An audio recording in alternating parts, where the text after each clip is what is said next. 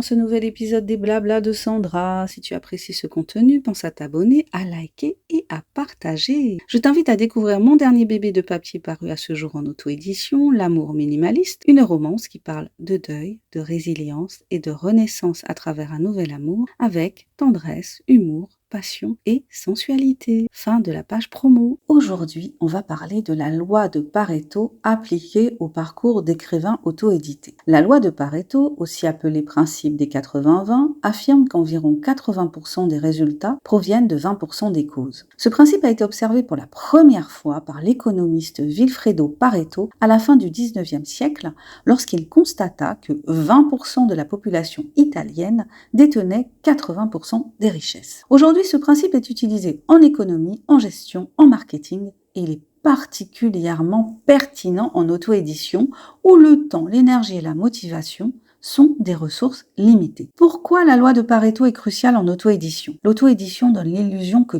tout est important. Écrire, corriger, choisir une couverture, publier sur Amazon, être sur Instagram, faire des pubs, écrire une newsletter, analyser les statistiques. Résultat, dispersion, fatigue, découragement. La loi de Pareto rappelle une réalité vérifiable empiriquement chez de nombreux auteurs indépendants. Une minorité d'actions produit la majorité des ventes, de la visibilité et des lecteurs fidèles. Ce n'est pas une opinion, mais un constat récurrent dans les études marketing et les retours d'auteurs auto-édités. Comment appliquer Pareto à l'écriture elle-même ? Chez la plupart des auteurs auto-édités, 20% du temps d'écriture produit 80% du manuscrit utile. Le reste est souvent de la sur-révision, de l'autocensure ou du perfectionnisme. Une application concrète pourrait être la suivante. Identifier les plages horaires où tu écris le mieux, protéger ces plages, arrêter d'optimiser le reste. Mieux vaut 3 séances d'écriture très productives par semaine que 7 séances médiocres. Ce point est largement documenté dans les recherches sur la productivité créative. Appliquons maintenant la loi de Pareto aux ventes en auto-édition. En auto-édition, on observe souvent que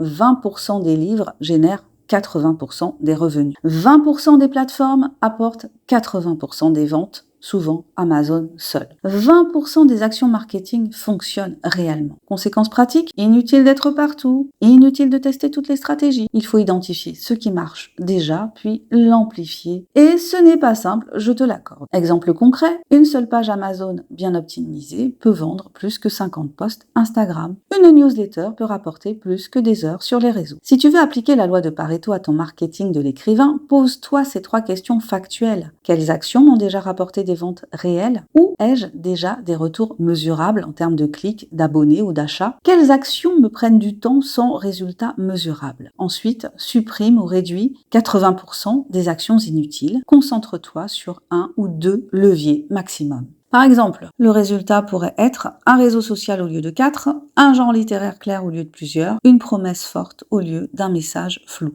Conclusion. La loi de Pareto n'est pas une recette magique, mais un outil de lucidité. En auto-édition, elle permet de réduire la charge mentale, de se concentrer sur l'essentiel, d'avancer sans s'épuiser. La vraie question n'est pas que puis-je faire de plus, mais qu'est-ce que je peux arrêter sans perdre de résultats. C'est souvent là que se cache le vrai progrès. Merci d'avoir écouté cet épisode des Blabla de Sandra. Si tu as aimé cette réflexion, n'hésite pas à partager ce podcast et à me dire quel est ton point de vue sur la question. Je te dis à très bientôt pour un nouvel épisode des Blabla de Sandra. Allez, abonne-toi, commente si tu l'oses, like et partage. Et pense à découvrir mon dernier bébé de papier paru à ce jour, L'amour minimaliste, une romance qui parle de deuil, de résilience et de renaissance à travers un nouvel amour avec tendresse, humour, passion et sensualité.